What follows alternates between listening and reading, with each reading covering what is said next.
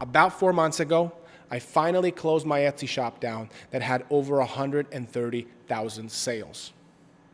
I opened a new Etsy shop, and I was able to regain all my daily sales and some, and then I recorded my process. I recorded the first 2 months, and I wanted to share it with you guys in this video. I have had this Etsy shop for the past 7 years. I've built my whole business on it.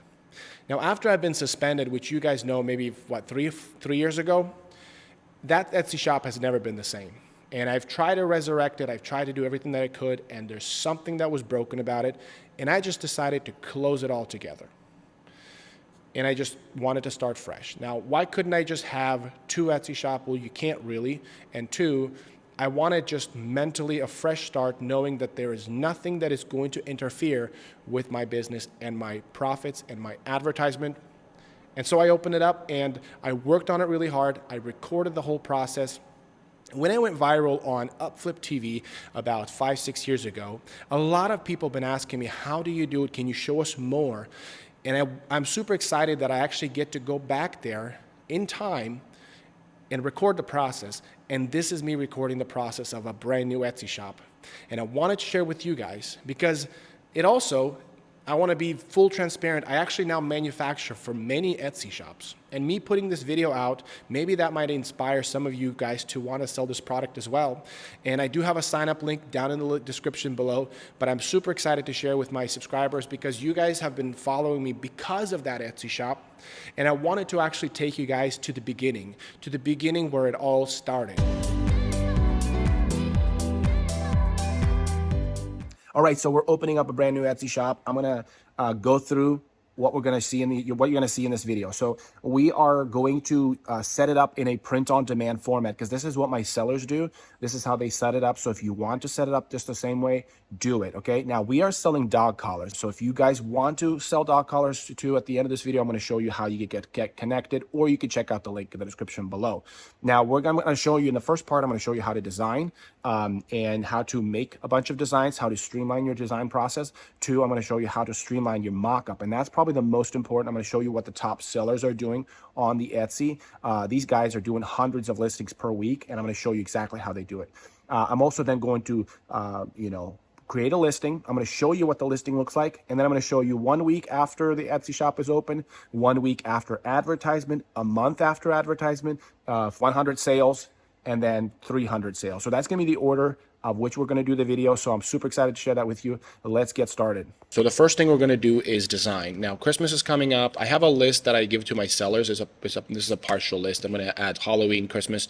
But essentially, I'm going to look around and see what I want to design some of these. And maybe I'll do mountain. I'll probably do some botanical. I'll do some fall maybe. I might use some designs that I've already had in my previous Etsy shop because I think they're still really good. So let me show you how I design and how I do mock-ups in the first section. And then that's what I'm going to do on maybe 5-6 listings before we open up. Okay, so there are essentially 3 different ways that I get designs. The first one is Google. Now, usually I use Google for simple designs like plaids and checkers and stuff like that. These are very simple shapes. It's not really tied to any specific artist. It's just not doing the legwork and just getting it. And when it comes to printing fabric, but if you haven't realized, we're going to be selling dog collars, and so we're printing on fabric. And that fabric always takes away some of the detail, so we don't have to have it high quality. So that's going to make it easier. The second place I go to is the Creative Market. Creative Marketplace is a really cool one, especially when you want a bundle. Like even if you wanted plaid, you can get a bundle of 24, sometimes even 50. And so you just get a bundle, put it out there.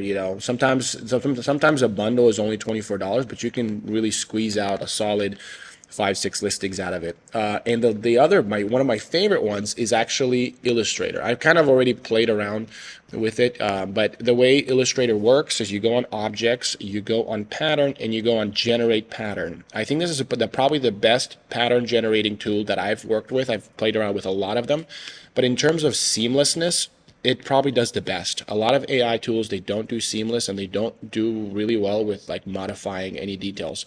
So essentially what I did, for example, in this one, I just told it to let's see if oops, Yeah, so I did blush watercolor floral of a hibiscus with tropical theme, and that's what it gave me. And then I wrote a dynamic dark background at the end for this one, and then I said some kind of some blue background for this. And so then there I have the 3 variations. So and the cool thing about it is that you can really keep the whole prompt, just add a detail that will create a new variation while keeping it in the same theme, which makes it really cool on different variation. And the way I like to do my variations is I like to do dark. So it starts off with a creative, a light, and a dark. So that whatever the dark is, it'll be the opposite of that in the light. Or if I like the light, I'll just ask it to do a opposite of dark, and then do boom, done. All right, so what I'm going to do essentially is create some designs, and I'm going to, in the next scene, I'm going to show you how I'm going to input that into the mockup. All right, in the next section, I'm going to show you 2 methods of how to create mockups. Now, this is already after the fact, so I want to just explain what you're about to see. You're first going to see how I create the first mockup, which is using our Photoshop mockups. And it's probably the fastest method, and this is what a lot of big shots on Etsy are doing when they're building big teams and they want to reduce the amount of skill that is involved to creating mockups. And this is something what most of you guys would really appreciate. So I'm going to show you that exactly how to do that. And the second method, I wanted to get a little creative because I wanted to stand out, and because I'm the one editing, there's a little bit of effort that needs to be done because we're going to be actually using Blender. Blender is a free software. It's actually really easy to use once you get to know how to use it. And I wanted to show you how to utilize the design, the texture, and into mockup that is in Blender. And then we're going to import it into color correcting. And it's going to be a very streamlined system because a lot of this is going to be done by linking up files, not even importing and exporting, but really about linking up the files. So, all right, so let's get started with the first one.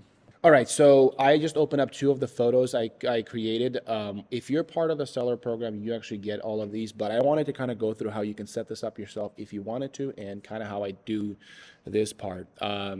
So essentially the way it works in Photoshop, these are actually linked to an Illustrator file that I'm going to show you in a second, and whatever you change in the Illustrator file, it will be modified here. So if you are buying this, as long as you find these guys and you right click it and you relink it, and then you can relink it to any file, or you can relink it to our Illustrator file, okay? And then it gives you all these artboards that you can link that top color for. And so the way I set this up is these are the designs that are currently available. This is a background.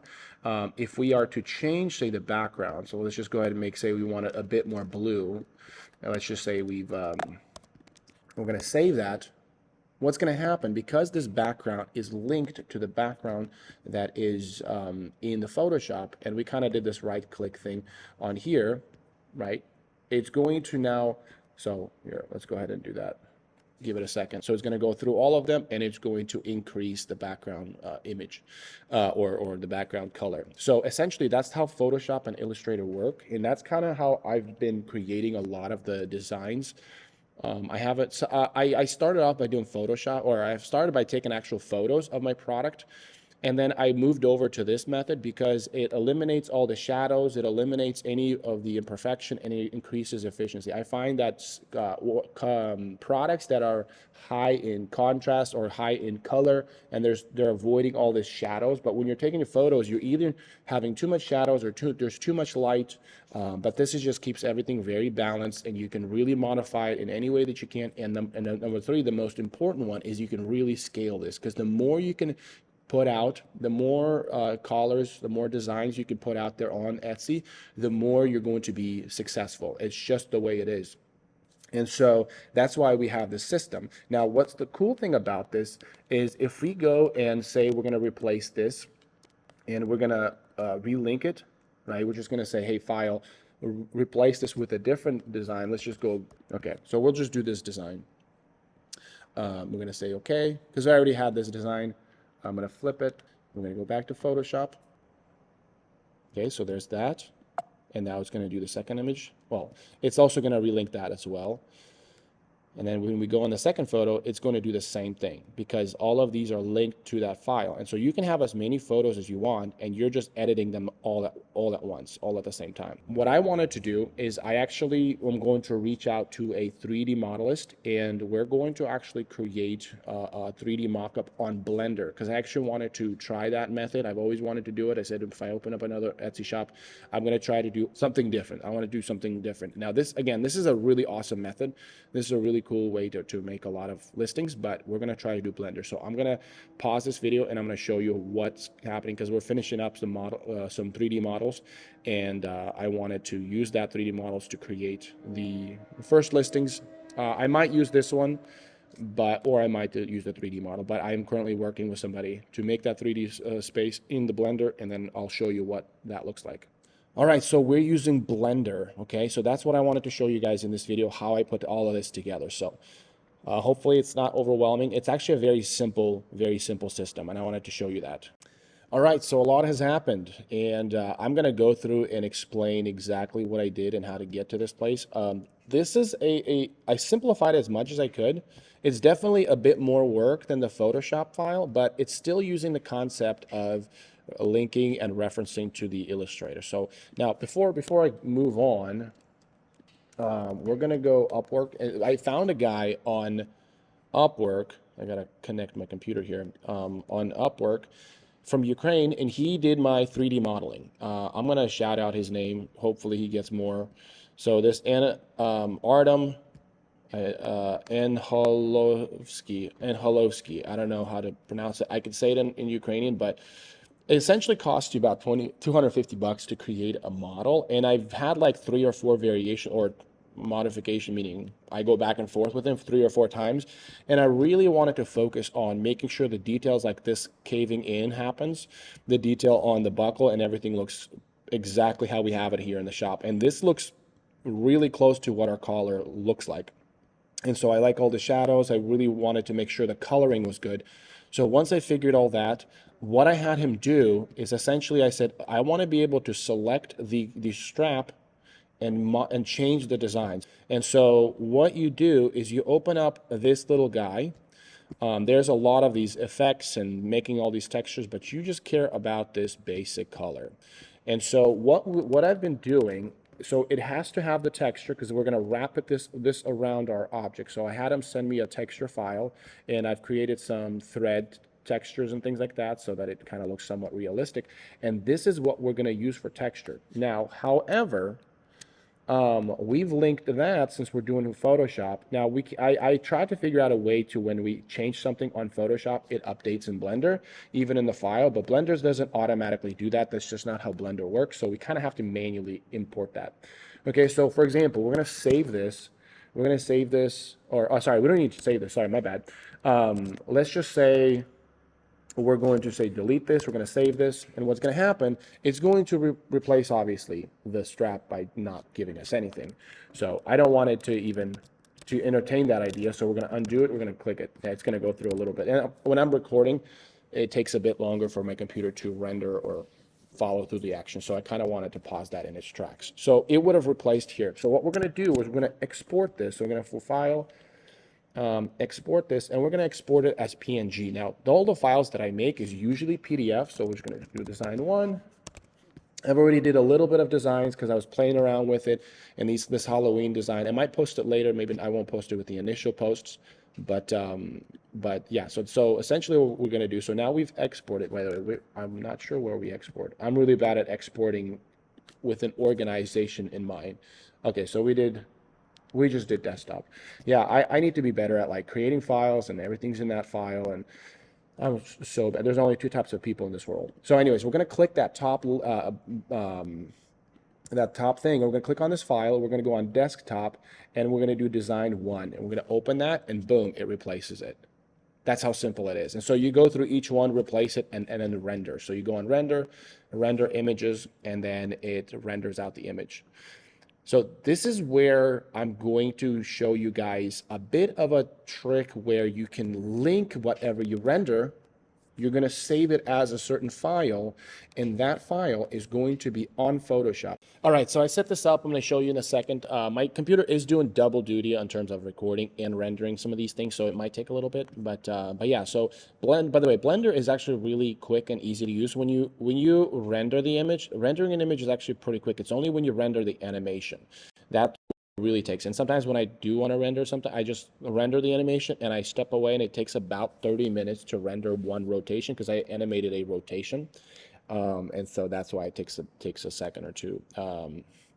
Let's see. So it's taking a second to render. Again, without recording, it pops up really quickly. Okay, so we're gonna go save as, and I've actually created this image or this PNG, and it's going to be called Photoshop image links, and that actually links to this image. So whatever we save that in that folder with that title, it's going to replace that. Okay, so that's exactly what we're gonna do. We're gonna save it, and lo and behold, it's going to change that with keeping all of this and the color correcting as is, and then I get to export it. Okay, so that's how simple that process is. It's not as bulk as we had it where every single image is changed, but what I'm going to be essentially doing is I'm going to run through all my designs, create the thumbnail or the first picture, and then I'm going to open the next file.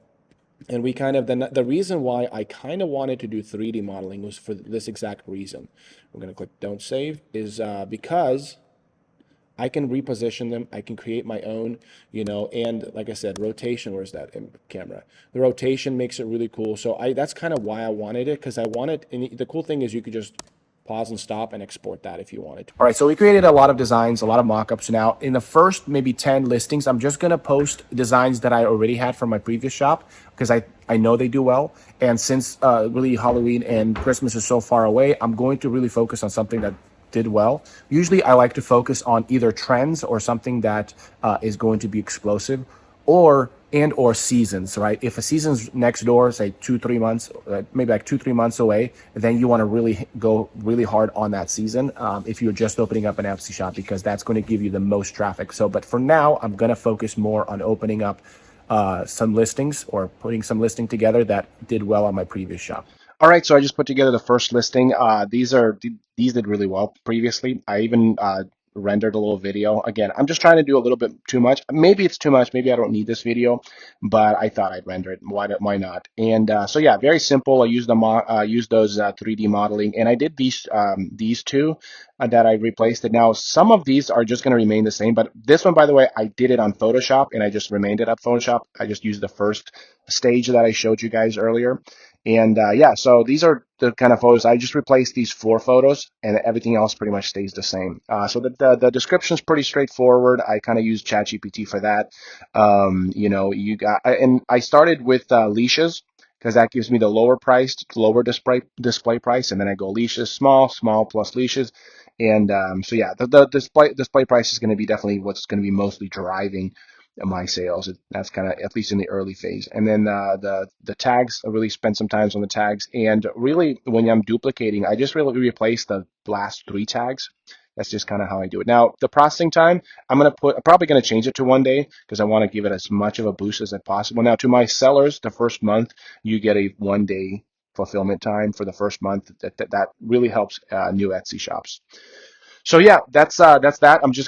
I'm going to now replicate and duplicate a ton of listings, or I shouldn't say ton. It's probably like 10 listings, and then we'll show you what week 1 looks like. So I'm super excited to see what's going to happen. All right, so it's the end of first week. I didn't get a chance to physically actually upload some listings, but yeah, I got 7 right now, and there's probably about 10 or 12 more in the pipeline. So technically, I have a lot more ready. But again, our objective right now is not to get sales, is to keep adding, keep building. If you're looking at stats every day, this is not where you start to make sales. Okay, we're in the building stage.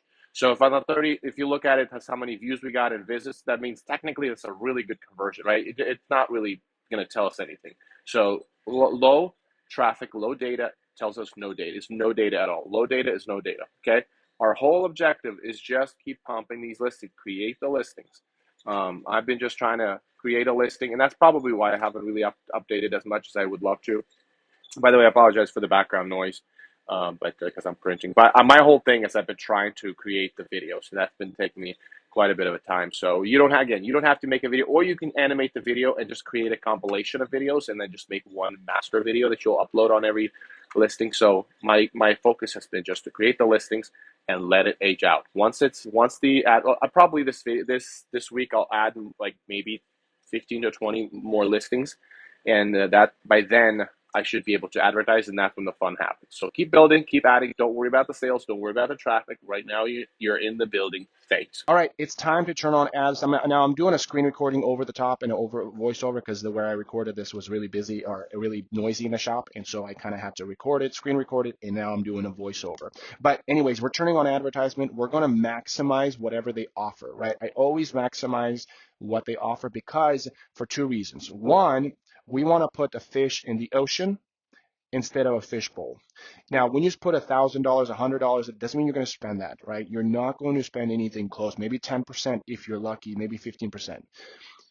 But you're essentially telling Etsy whatever you need to do it. Because you, on the beginning of your Etsy shop, you just want traffic. That's all you care about, and you want to drive that traffic to your Etsy shop. I'm going to explain in a second why that's important. The second reason why I maximize it is because I want this as an indicator what I'm doing with my listings. If you only have 20 listings, Etsy's not going to give you more than what you would have had if you had, if you're only putting $5 on advertisement, it's not going to give you $50, $100, or $1,000 option. It's going to just keep it at that because you're not ever putting it or even trying to spend it close to that. But once Etsy sees that you're going to spend more than a certain percentage of that 25, it's going to level it up to 50 or for 1,000. But also, it does it because it recognizes that you have more potential. So as I'm adding listings, I'm looking at that number and to see whether I'm doing good enough, whether my keywords, whether my listings are actually, they're going to have good potential out on the marketplace. So this is as an indicator that I'm doing a good job as I'm posting listings. Now, if I put just a buffalo plaid on every single listing, they would stay at 25 or to stay at a smaller number because there's not enough potential. There's not enough keywords. There's not enough customers for the products that I have. So that's why I diversify my products. I put seasonals, I put something that is trending, and this will be the indicator whether that's giving me good potential and it's going to grow. Okay, so for now, I'm just maximizing my advertisement all the time. I'm going to be checking every single day, every other day to make sure that if it goes from 25 to 50, and then I'll put 50, and it goes from 50 to 100, I'll put 100, whatever the max amount is. Okay, again, you're not going to spend all of that. Now, the other trick I do is I advertise all my listing in the beginning. There's no listing that is not going to not be advertised. Okay. The third thing I'm doing is I'm putting my advertisement goal. Now, I haven't really seen a difference between any of those, but I'm just going to put, I just need orders because that's what we need. It's just orders. So that's essentially what we're doing. Again, we're not really going to care about stats as much. So if you're looking at stats, you're looking at, oh, am I getting enough views? Am I getting enough sales? Don't worry about that. Like even if let's just say put 30 days, it's really not giving us anything. But here's what point I want to make. If you're not advertising, you're not going to grow your Etsy shop. It's just that simple. Advertisement basically tells Etsy, hey, I'm going to pay you some money, bring some customers to my Etsy shop. I want those customers to walk around my Etsy shop because that's the data that will be fed back to the algorithm for the algorithm to recognize where it needs to rank your listings. Okay. And that's what we want in the early phases of our Etsy shop. I do not care about orders. If we get an order, great. If we get some money, great. I don't care. The only thing I care about is views. I want people to see my listings, and based on views, we're going to get clicks. And based on those clicks, we're going to be ranking on certain different customers, and then the visits going to start growing, and then the orders will grow. There's a reason why there's this order of this display, because the most important thing you should focus on is views. And advertising it, we're going to increase that views, which will increase the definition of what our listings and our Etsy shop all about to the algorithm. Okay, so super excited to see what it's going to do with the advertising. So let's give it a few more weeks, and then I'm going to record and show you what we got going on. All right, 1 week after turning on advertisement, like I said before, I really don't care about when the shop started, how long it took you to get your first sale. Really doesn't matter. It really all matters is the information we're going to get. So there's some information that's still kind of non-conclusive, but that's okay. My main thing is trying to maximize my advertisement. I keep an eye on this every single day. The moment it lets me do 50, I'm going to turn on 50, because the moment you turn on advertisement, the more that you spend, the higher it's going to go. Even though we only spend $5 and we only spend like maybe $1 each day, a lot of people are super freaked out at running advertising, but reality is you're not going to spend that much. What I found that even though say revenue, right, is $26 or 2 orders came from advertisement, but here's the thing, I got my first sale, actually my first 2 sales on, let's go over here, first 2 orders came from not advertisement. So if I go on orders, these 2 orders came from before I even got a sale from advertising. I believe it's July 6th or 8th is when I actually got my first advertisement. So it's really strange that the moment you turn on advertisement, that's when you start to get organic sales. There's a correlation. It's a pay to play. Unfortunately, that's just how Etsy works. So if you're trying to make money on Etsy, you're setting up your Etsy shop, just know that advertisement is the way you grow. You pay to play. And people think that you can do it free. You can do it free. I've done it before, but it's not, you're not really building a business. You're not really building a business until you start to get this traffic, until you start paying Etsy saying, hey, I'm the kind of player that I'm going to invest into my Etsy shop. You're going to get lots of, because here's the thing. The moment you start to grow in your business, you're going to start to generate, put a zero in right behind it. You're going to $900 in sales every 3 days, right? That's what you're going to do. And you're going to say, out of that $900 in sales, I'm going to give Etsy a portion of that. Etsy says, heck yeah, let's do business. But if you're the kind of person who says, I'm not going to run advertisements, and you're not willing to invest into your store, that means Etsy's not going to really make money from you. The best thing that Etsy can do is make money on the fees of each sale, but also make money on the advertisement. Right? It's just the way it works. It's just the way it works. So the moment I turn on my advertisement, boom, I got a sale. Like, boom, these 2 sales came from the moment I turned on advertisement, and they did not come from my advertisement. Okay, so that's really, really important. All right, I wanted to talk about the stats. This is about, what is it? So 22nd to, we're still under 30 days, but I wanted to talk about the data that I'm seeing and what next listings I'm going to be focusing on this store. I kind of had to pause on my listing creation. We've been kind of really busy with orders, and so I've been kind of, I haven't been adding any new listings. But I want to talk about the stats that I'm seeing and what my next listings are going to be. Like I said, I don't have too much time, but I recommend in this case to really just continue to add more listings, because this is happening, this is working, and so we're going to continue. You got to continue to as much as you can. Now for me, since I don't have time, I'm going to try to really think about what's the next listing. Now you start to think this way once you're at already 50 to maybe 100 listings. You're starting to think, okay, what's my next listing, right after you've done all your strawberries, all your peaches, all your fruits, and then you do all your animals, do koala, and then you do lizards, and do all this, whatever themes, like just as many as you can. Once you reach, say, 50 to 100 listings, this is where you started to think this. So I'm going to kind of jump early onto this thought process here and to start looking at what's going on. Okay, so one of the things I started to notice when I'm clicking on this stuff is I'm getting a lot of boy dog. Maybe it's just my perspective, but a lot of this PNW, a lot of this boy dog. Okay, usually it's floral. I've usually always had floral dog collars. Now it may be still true for other shops, but for this specific shops, I'm getting a lot of hunting, boy, mountain. So because the top three that I have is one is like hunting and camo. Then you have the mountain. Then you have a Japanese one and 70s, but then you have another mountain here. Okay. Now again, the data is still not conclusive because there's not enough of it, but it gives me enough to say, hey, maybe I should do a bit more mountain, a bit more hunting. Maybe I should go heavy on the duck. I did dog collar hunting with a duck as secondary. Maybe I can do a duck with a primary word. By the way, I do also do that where I do for primary and then secondary word. So I'll do so to typographic map, and I'll do PNW print, and then that's the secondary. And then if it's doing well, I'll do PNW as the first one. What can I do with PNW? And then the secondary will be the result of what I design. And if that does well, I'll do that again. It's just like a rule of thumb. All right, so we reached 100 sales. We're getting to almost, we're going to be hitting 100 sales today. And I want to share with you guys basically what I've been doing is pretty simple, pretty straightforward. And that's kind of why I like this business, is because it's really, really a straightforward business. It's really easy to really look at the numbers that you need to look at. My objective has been to maximize the amount of money that Etsy gives me per day to spend. Now, obviously, you're not going to spend this money, but this is basically Etsy telling you what really the status of your shop is in terms of what's possible with your shop. Now, you're not, again, I'm never spending $50 a day. So look, it's $20 or $500 a day. It's $20 and 30. We're barely hitting $30 sometimes.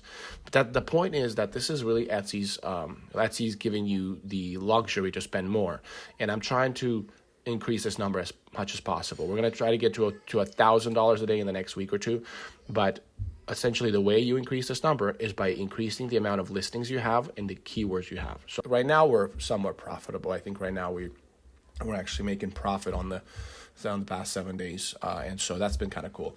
But again, it's theoretical profit. It's not actually in my bank account, and that's something that you have to keep in mind. But fundamentally, all I'm doing is very simple. Just add more listings on keywords, make sure that you have good quality listings, and listen to your customers. If they ask, hey, where's your leash? Do you guys have a leash? Oh, add that to the photos. All right, so 300 sales. We've reached 300 sales, and this is about 2.5 months in the works.